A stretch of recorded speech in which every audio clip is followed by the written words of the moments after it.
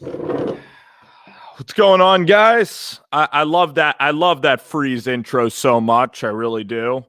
There's the beautiful picture, the fluorescent lights that are probably too bright for the stream.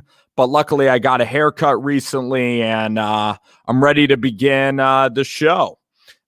Ready to begin the show. I believe that this is getting streamed out there to YouTube, I believe, if I'm not completely mistaken.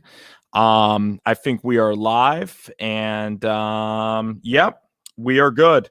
So hoping for everybody to chime on in and come on into the show. I know that the show just started, got like an hour of thoughts on the show. Yeah, let's see if people are going to roll in here to this live expedition of the show. I'm going to actually make sure that this is, going on, because I can't really see the viewers. Now the viewers are here. Ryan, what's good, dude? Ryan, hey. All right, now we're good. Now we're ready to roll. Okay. So first part of news is Roy Williams. A shout out to Roy Williams. I went to his basketball camp when I was a kid in Chapel Hill. I know a lot of people that were in North Carolina that went with Roy Williams to his camp, and that was awesome. So he had an amazing career. He was at Kansas. He was at several other places. He's a really good guy, and he had so many great players like Ty Lawson and Wayne Ellington, and trying to think of the other guys that he had, like Tyler Hansborough, Sean May, winning great championships, Harrison Barnes, Kellen Marshall, Marcus Page, just total legends of the game, Pinson, Joel Berry. I can go on and on about, the North Carolina players, but that was Roy Williams, a shout out to a great career. And now at North Carolina, it seems that the rumors are it could be Wes Miller, who's a guy that was a North Carolina guy. So Roy Williams, certainly the first portion of business. Lalo Paz, how are you, man? It's great to see you here in the chat. I know that 49ers fans don't really want to hear this, but I believe that the Niners are going to like Mac Jones.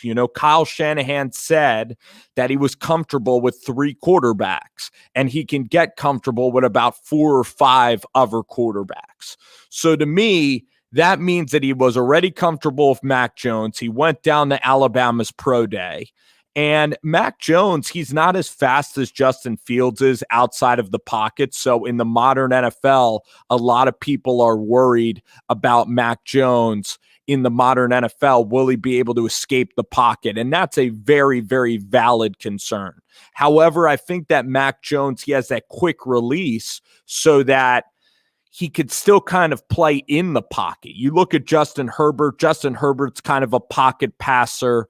Let's think of the younger guys like Drew Lock, Joe Burrow are kind of pocket guys. Matt Ryan, I guess. Kirk Cousins had a decent season. Derek Carr is kind of a pocket passer, not really a dual threat. But you're absolutely right in that, your Mahomes and your Josh Allens are dual threats that are considered very high on this list. And then one thing that I was going to say is, there's rumors about a lot of quarterbacks this character.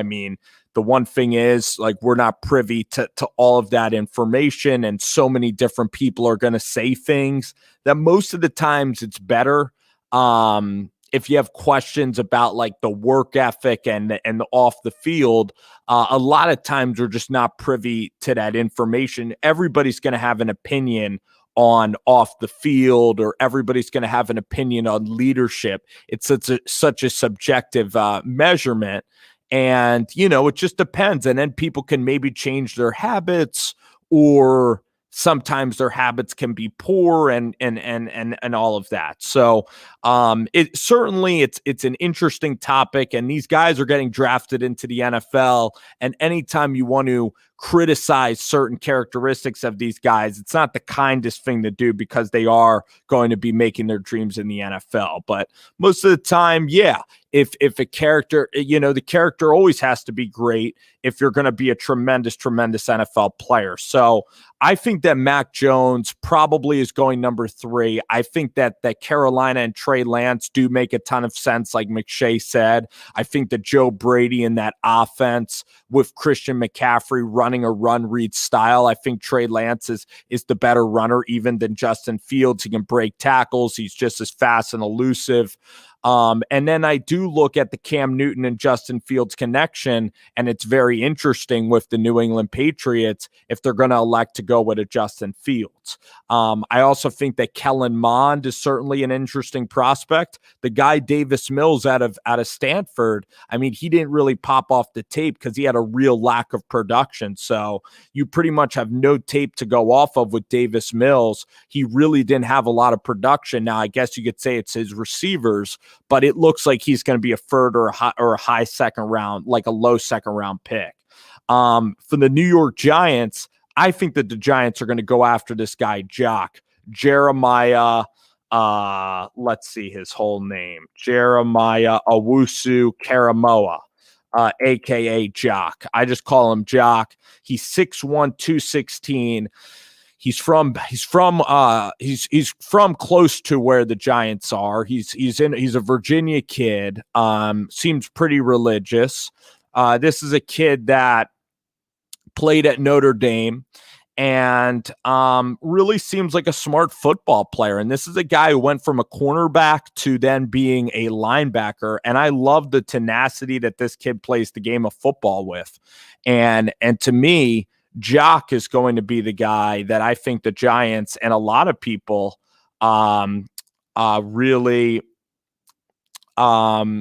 I really think that he would be great because you can blitz him off the edge, you can play in coverage, and Patrick Graham really looks for so much versatility with these linebackers. So I could totally see Jock going there to the Giants or to somebody very high. Then you got a guy that's mocked to Cleveland a lot, Taven Collins. He's a very good linebacker out of Tulsa. I think he's a very good leader. And I think that Taven Collins can really be like a great middle linebacker, but the Giants already have like a Blake Martinez. So if your team has a middle linebacker, but Taven Collins certainly is like the anchor for that defense. I do have Jock over Parsons. I mean, the stuff about Parsons is pretty widespread and reported. I mean, you really have to dig into, some of these reports because there is some locker room kind of horseplay stuff surrounding Parsons that I'm not making up. That was just, brought up by a lot of teammates. And listen, if all of that stuff is well researched, you look at Sean Spence, and there's a lot of people that are connected to the Penn State program. So I'm very curious to see where Parsons will go. On the football field, he is very athletic. He's a very good linebacker. But I just think then you just check in with the characters. You just check in with that locker room story of him kind of like assaulting his teammates or kind of like grabbing his teammates, when they're naked coming out of the shower. If that whole thing is just kind of a false allegations, if that is absolutely blown out of proportion by a player who transferred, you need to consider, like, is this stuff going to be happening in the locker room? Is Mike just going to be great? But I think that Parsons on the field, I mean, what can you point to that's not good? I mean, he's slated as a top 15 pick. He is a linebacker, which again, linebackers get taken later. But once again, with Micah Parsons, he's certainly a terrific football player. I think that Jock in so many ways is a tremendous player. I think that Jock can hit. I think that he's incredibly fast. He can cover, I think, even better than Micah can. Now, Micah's a lot stronger player. I think that there's going to be great wide receivers that are going to be available late. Like a lot of times we're programmed to think that Terrace Marshall is not close to being the best receiver in this draft class because of where he's drafted. I think that Terrace Marshall, I have to watch more tape, but I think there's a chance Terrace Marshall is just as good as the guys that are going higher. Like an example is Justin Jefferson. If we were redrafting, he would go, the number one receiver. He would be a top 5, top 7 pick if we were redrafting, right? So that's the point. If we were redrafting, Micah Parsons would go, or not Micah Parsons, Justin Jefferson would go way ahead of Henry Ruggs, way ahead of Jerry Jeudy. But if the Oakland Raiders would have selected Justin Jefferson, people last year would have lost their damn minds. They would have been, you took him over Jerry Jeudy, Henry Ruggs, and CeeDee Lamb? But then a year later, it's just like if the Bengals took Justin Herbert over Joe Burrow, people would have lost their minds. But now you see where these quarterbacks are, and Herbert is clearly the best guy, and people would have traded Joe Burrow in a second for Justin Herbert. So, the way that people are mocked, especially in the first round, there's not that real degree of separation. Here's another thing about draft night as well. Mac Jones, they're saying Mac Jones is not a top 3 pick, that the 49ers would easily be able to get him at number 12. That couldn't be more false. And the reason why that's false is because the Falcons can either draft Mac Jones, the Patriots can go and trade up for Mac Jones. So you have no idea where these players would have been drafted. And say that Mac Jones is an absolute stud, then you're left looking in and saying, oh, well, we wanted him all along. Kind of like Patrick Mahomes was overdrafted by the Kansas City Chiefs. You took Mahomes over Deshaun Watson. You took a 500 quarterback in college over one of the greatest quarterbacks to ever play college football and sports in Deshaun Watson. So, Daniel Jones would have been available at 17 because the mock draft says so. Not true. Trade-ups. Other teams not really looking at the mock draft boards. So I think that the NFL teams have a really good idea. I think the NFL teams have a really good idea of where teams are going to go. I think Jalen Reagor is. I think Henry Ruggs was actually kind of more productive than I even thought. I mean, he had some brutal injuries. He did have drops, but I think Henry Ruggs still played pretty well. Jerry Jeudy had some big drops. His chemistry with Drew Lock is something that needs to be improved in this offseason if Denver's going to get things right. I mean, Drew has to play better, but also Jerry Jeudy too. I mean, there's times when Jerry Jeudy said last year, I'm just out there running routes. I'm just out there running. And he was discontent with Pat Shurmur and Drew Lock. So that needs to be tightened up. If Jerry Jeudy's going to be incredibly productive, he ultimately, it's tough as a receiver. It ultimately depends on the quarterback and the coordinator a lot of times. Do I really like Daniel Jones? I've said in the past, I'm totally wishy-washy on Jones. I do have doubts about Jones. You watch his highlights and he's not somebody you want to quit on. But Daniel Jones, I don't think he has the mega talent. He needs to get the ball out of his hands quickly. If he can do that, if he can get the ball out of his hands quickly, if this Garrett offense, if it syncs up with his mind and he's able to he needs to do so much extra work with these wide receivers that he needs to get on a page with these wide receivers that nobody else can really get on. Like he needs to have them go down to Charlotte and he needs to work out with these guys in Charlotte or Birmingham or wherever Daniel Jones is working out. That's what needs to happen. Yeah, what's up, man? What's going on? Dave down in Atlanta. Hope that everything is going well with Dave and Atlanta.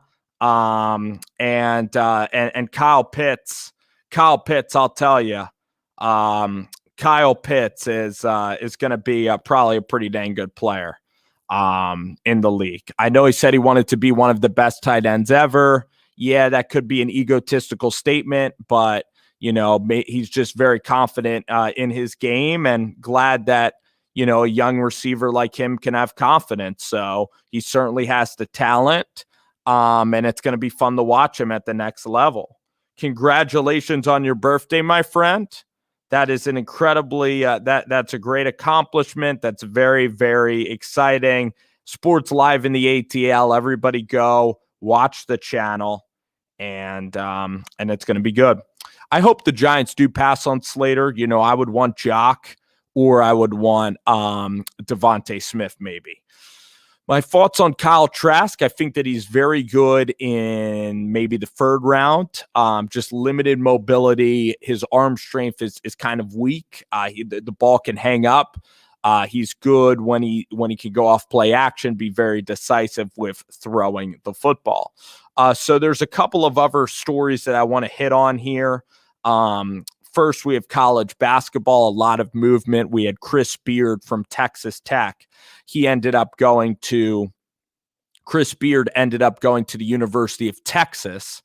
And I was really irritated at Chris Beard for leaving Lubbock in the dust and going down the road to the big city in Austin, leaving Texas Tech. He built so much at Texas Tech. He was there under Bobby Knight for 10 years. For him to leave Texas Tech like that,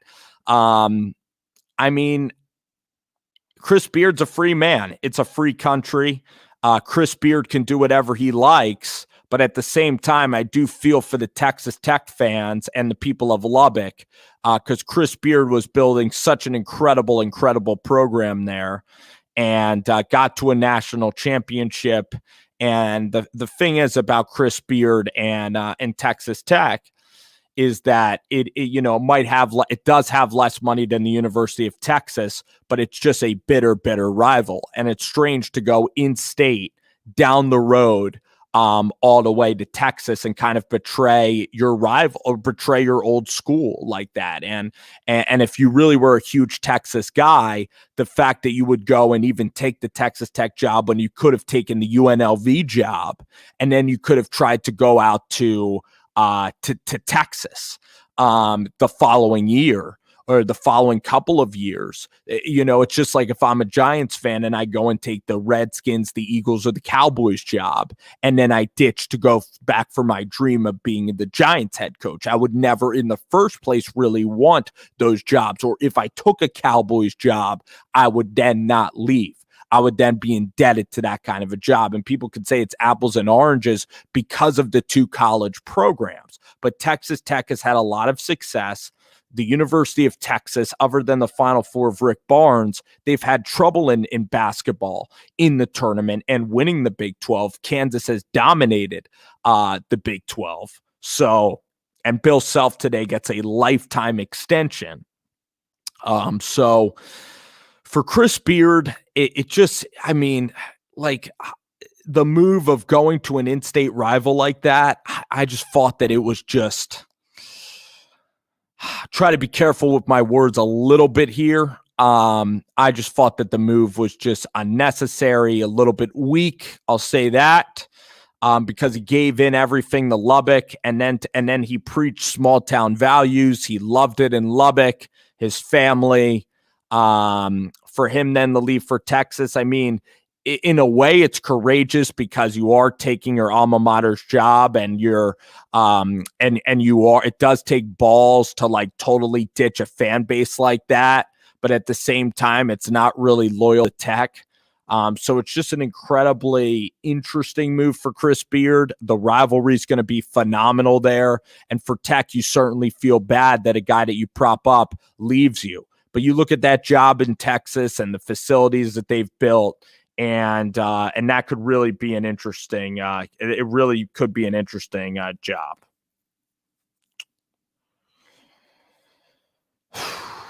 Yes. Oh, that's very exciting. That's very exciting, Slita.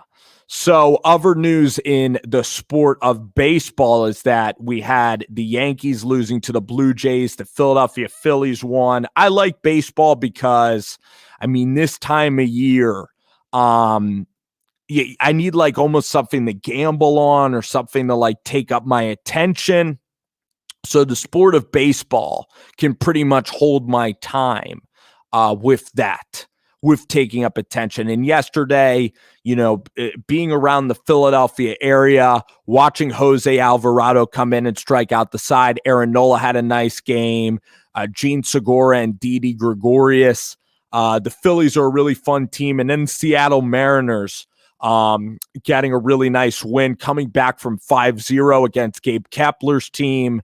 Really good walk by Jay Fraley, the winning plays, the winning runs yesterday. Evan White getting some time. Kyle Lewis is going to be back. So the Mariners are a young team that I really, really enjoy watching. I mean, Dylan Moore is a young guy too. So the Mariners have a fun and exciting team. And then the Rockies, they end up beating, I think, the Padres. Let me think who the Rockies actually beat. The Rockies kind of had an upset yesterday, an upset win. Actually, it was over the LA Dodgers. So that was really, really fun. Mike Lopez hanging out, my good friend Mike. I really think that we can go with this Jeremiah kid out of Notre Dame, another edge rusher.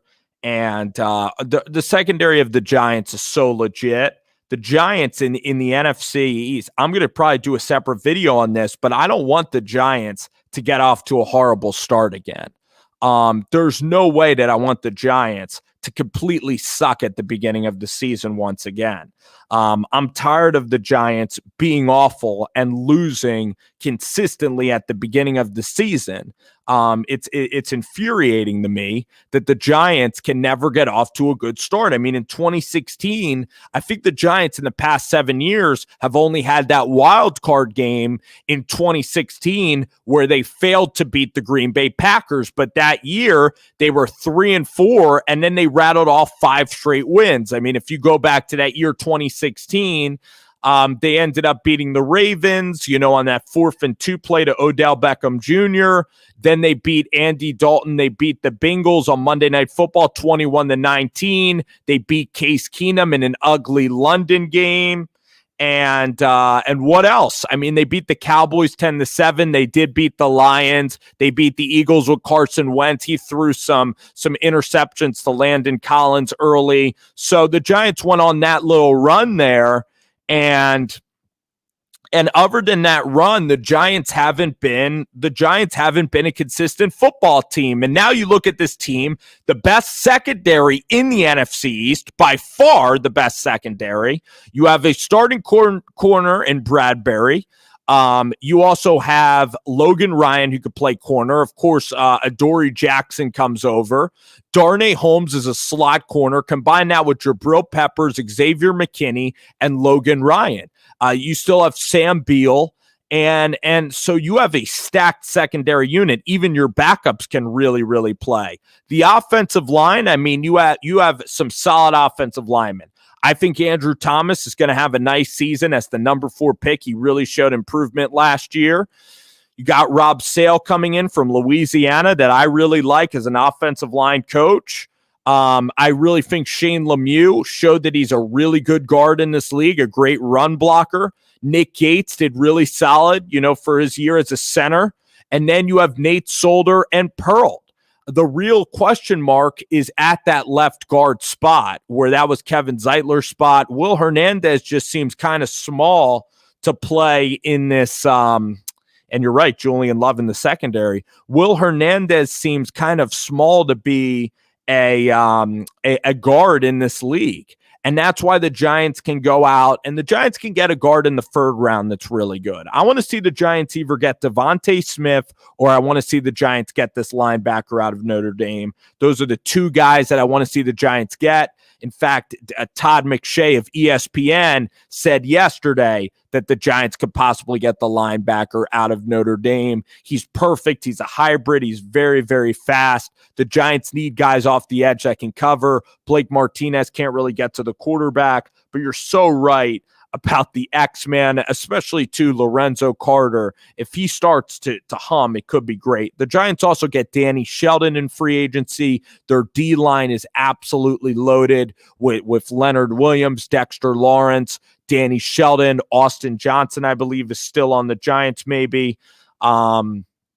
It's a phenomenal team. Mike Lennon as a really good backup quarterback for the Giants. You have Booker as your backup running back who can really pass protect off of Saquon Barkley. So there's so much to be excited about for Giants football. I'm going to go on another rant again for the last 5 minutes. It's been really fun doing this show. I'm going to talk a little college basketball. And then for the last 5 minutes, I'm then going to get into my problem with the NFL extending the game to 17 games, extending the season. Going to get into those thoughts. And then we're going to end the show at about 35 minutes of a podcast, of an episode.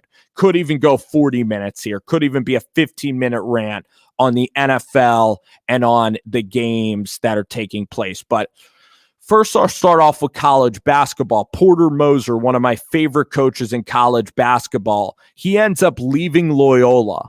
And I loved Sister Jean. I loved Loyola. I loved the story of Loyola. Okay, let me just say that. I loved the story of Loyola of Chicago. Okay. And this year, they made it to a Sweet 16 and beat Illinois. They beat a number 1 seed this year to get to the Sweet 16. Porter Moser has won the Valley 3 of the last 4 seasons with Loyola of Chicago. And he pretty much did all he could. Cameron Krutwig was leaving the program.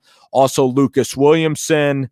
Loyola of Chicago probably didn't have the finances to put it in the basketball to make them elevate a conference. He went back home, and now he's cashing in, and he's going to a Power 5 job. And unlike Indiana, which would have been so close to Chicago, it would have been even more controversial. Porter's taking a move now. He's going to Oklahoma. He's going down south. He's going on an adventure with his family to the Oklahoma Sooners. I mean, this is an incredibly exciting opportunity for Porter Moser.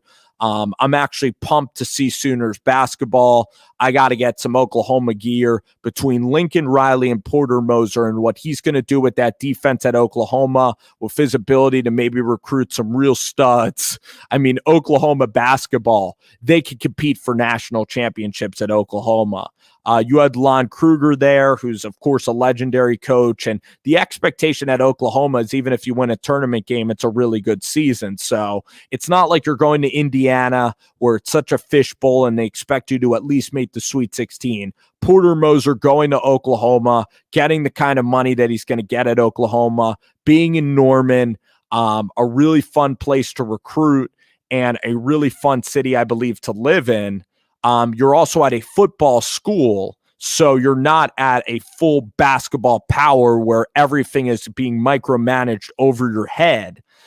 This is going to be just a sensational spot, and I want to thank Porter for everything he did for the Ramblers program, and it's bittersweet to see him move on, but Oklahoma is just such an exciting spot for Porter Moser that I cannot wait to watch him coach basketball at Oklahoma. I'm really excited for that team and for Porter Moser. I'm excited about that. So it's college sports and a lot of transfers, a lot of people, moving on to other schools. We're going to cover substantially now college athletes. They're trying to get their name and likeness and a bill sponsored they're taking it up to the Supreme Court level, which could be interesting because then you can have car dealerships possibly giving money to kids. The next thing that I was going to say is the NFL season, and I'm kind of going on a rant now, so I'm not really reading the comments at this time, but everybody's been great today that has logged on to the show. So the 17-game season, I really, really don't like the 17-game season. And the reason I don't like it is for several reasons. One is that the preseason is very valuable for guys that are on the bubble of third team and that are on the bubble of getting second stringers. They're valuable to their lives and their careers. And the average NFL lifespan is 4 years, and most guys can't even reach that. Sometimes it's just 3 years of the average span of an NFL player. So the point is that by taking away the fourth preseason game, you are limiting these guys' exposure. You're taking away the little guy's chance to really, give themselves a boost in their career. You look at Kirk Cousins and Victor Cruz are two primetime examples. I mean, Victor Cruz was an undrafted kid who had an amazing game against the New York Jets. He hauled in 2 touchdowns, and Rex Ryan said this kid's going to be incredibly special. You look at Greg Ward of the Eagles, Fulgham. You look at guys like Kirk Cousins, that's a 4th-string quarterback, Russell Wilson beating Matt Flynn out in the preseason, Dak Prescott's rise in the preseason as a 4th-round draft pick. All of these are great stories of the preseason elevating people's draft stock. So the preseason, okay, you eliminate the 4th game from the preseason. The other thing that adding a 17th game does is now you're adding more injuries are possibly going to happen to these guys. Because and the NFL sport's an absolute beating. I mean, I haven't played in the NFL, but I've talked to guys that have played in the NFL. And getting trained for an NFL, there's a reason that it only is 3 months. It's because it's so tedious, the physical toll on your body. And 16 games of NFL season was just absolutely perfect in every respect. I loved the evenness of the schedule. I loved everything about 16 games. I loved how a team could maybe be 8-8 or 10-6. I thought it was appropriate. You had the bye weeks. You had 16 games of football. The college game has 12 games. The NFL is 16 weeks. It goes right into New Year's, and then your fantasy football playoffs end that day. The point is 16 games was so spectacular, and I think that the players were comfortable with that amount. Now that they're adding in 17 games, now teams are going to have an unfair advantage because now teams are going to have an extra home game. Now teams are going to have to fly out to London, maybe to Mexico City, maybe to incredibly far places that are inconvenient for player travel.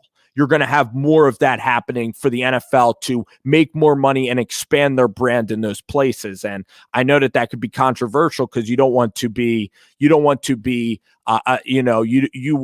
expand your base, and international NFL fans are great. I have international fans who watch my YouTube videos as well. I'm just saying that's what's part of what the NFL wants to do. But the injuries are a problem. The extra home games are a huge advantage. The way that teams are now going to be resting heading into the playoffs is a massive problem. The odd number portion of the schedule is a real problem. And now let's look at last year's wild card game. You had a Buffalo Bills team that went 13-3 or 14-2. I think it was 13-3, maybe 12-4. And they ended up having to have a dogfight against the Indianapolis Colts where they had to survive a final drive in the last minute of the game just to beat the Indianapolis Colts. So you had a team in the Indianapolis Colts almost beat Buffalo. And then Buffalo exerted all of their energy against the Ravens. So by the time they got to Kansas City, they were absolutely gassed. By the time they got to Kansas City, it was a huge competitive disadvantage. Giving 2 teams out of the conferences a bye week, when you go 13-3, you deserve that. The other thing is the 7th playoff team is absolutely a disgrace. Wait, is it 6? No, it's still 6. I apologize.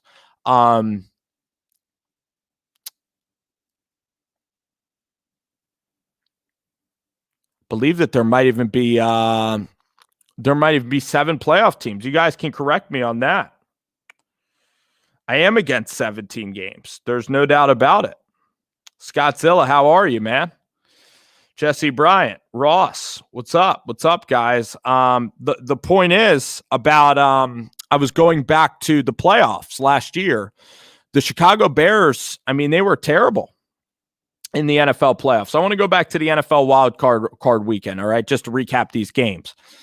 The first game of wild card weekend was on CBS. It was between the Buffalo Bills and the Indianapolis Colts, and that game lived up to fulfilling. The first half was very compelling, and the second half was absolutely excellent. That game I had no problem with whatsoever. The Rams and Seahawks were two teams that qualified for the playoffs. That game was an awful football game. Just really dry. I thought that Seattle played horribly in that game. It was good defense. It was okay. It wasn't an amazing watch. And then the Redskins playing against the Bucs. You had Tom Brady. You had Taylor Heineke. And the Redskins just couldn't get over the Tampa Bay Buccaneers. Heineke was okay. That watch was moderately entertaining. The Ravens and the Titans, decent game. The Bears game against the Saints was absolutely hideous.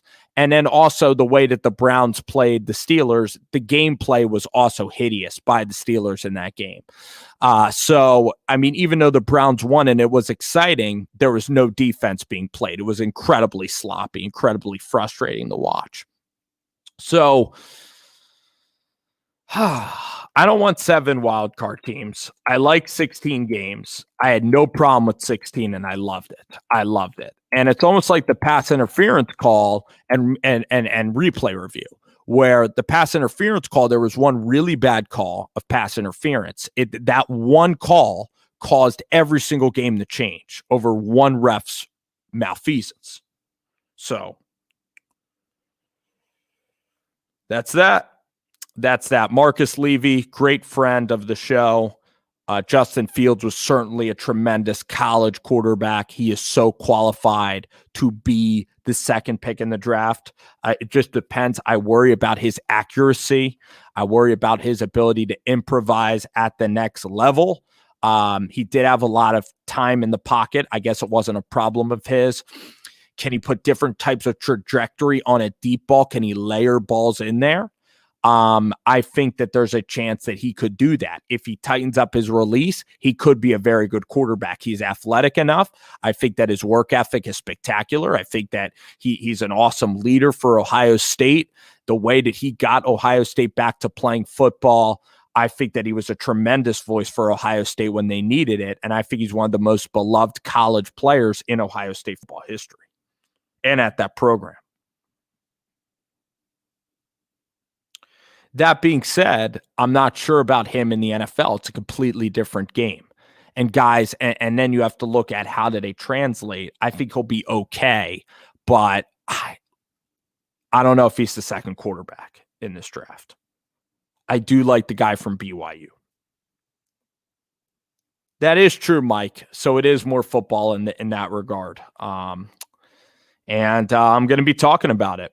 But I'm just going to give you all my opinions. Of course, a lot of people on here are going to want more football. I think trading back would be awesome, Chris. Chris Tony. I don't want really Slater at all. I don't want any part of that. I want Devontae Smith, or I want Jeremiah. I want Jock. His name is Jeremiah Uwosu Kuromoa. Jock, we'll call him JOK, Jock. I really want him over Parsons, and I want him at that pick. Even though, Mike, I get it. You want Micah Parsons, big hitter. Again, you check in with Micah Parsons. If Micah Parsons, there was a story published about Parsons in the locker room, kind of just like playing with his teammates, and some didn't like that it was, like there was a teammate that said that he was just like inappropriately kind of playing with, with teammates when he was in the locker room and they didn't have any clothes on. So there is that story out there. And the good news for the Giants is that Sean Spence knows the character of Micah Parsons. So put it this way, if the Giants select Micah, the Giants know that Micah is going to be a really good leader from the linebacker standpoint, because they have Sean Spence, their defensive line coach, was literally one of the mentors of Micah, was a coach at Penn State at this time. So the Giants are going to have intel, and so are all the other NFL teams. They're going to have intel into all of the situations. But he's certainly a great player. And again, you just have to kind of see if that story is true. It could very well be a false story from a disgruntled player that decided to transfer. could very well be false, but it's something to kind of keep your eye on here. Because you look at Darius Geis too, he fell to the second round. There's lots of reasons sometimes why guys just slip in this draft process. It's because the NFL has this inner circle, and they have this clique of knowledge that people that are not working in the NFL do not have. Benjamin, great question. I think the Patriots would be wise to take a look at Terrace Marshall. They got Nelson Aguilar and Kendrick Bourne. So getting like an Elijah Moore, who's like a 5'9" receiver. Elijah Moore has the chance to be a great receiver in the NFL. But I look at Terrace Marshall. You got to get a big body wide receiver that has game-breaking potential at 6'4". I think that would be an amazing pick for Cam Newton.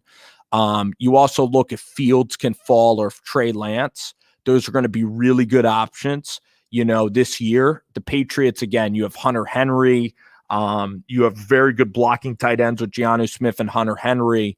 You get guys that are special like Lance and Fields that when they get outside the pocket, they can get yards, and they're big guys. So they might have the ability to break tackles. That fit with Josh McDaniels, who does like the offense to be a running quarterback. I appreciate all of that, man. My friend here, basically. I appreciate the compliment. Just try to host a fun radio show. I know that I put on the radio voice here and there. But it's fun. It's fun talking football. I nerd out on all this stuff. And sometimes you have to embrace being like kind of a draft nerd about all this stuff and kind of being a nerd in a lot of ways, but try to be good to the commenters and the people on YouTube. But the draft is so much fun, and the NFL and college basketball. And I just love sports, and hopefully guys, we can get a pretty good interview. I'm going to try to line up one of my good buddies here for an interview like next week, kind of to talk about the draft and everything involved. I think it could be really fun for this channel. So I wanted to get into all the college basketball today, MLB starting, big game tonight between the Astros and the Athletics out at the Oakland Coliseum. That game will be very interesting to see how that goes with the Astros and the fans getting booed and how they respond to an 8-1 win over the Athletics. I love that there's baseball on. It gives me something that, again, pay attention to, and it's going to be really good. So Benjamin, again, thank you, Christopher. A couple Chris's today in the chat. Michael, of course, Mike Lopez, great Giants fan. I remember talking to you on the phone, man. You're great. And guys, this was an awesome time, awesome stream. Have a great weekend. Okay. Maybe I'll see y'all again this weekend. All righty. Take care.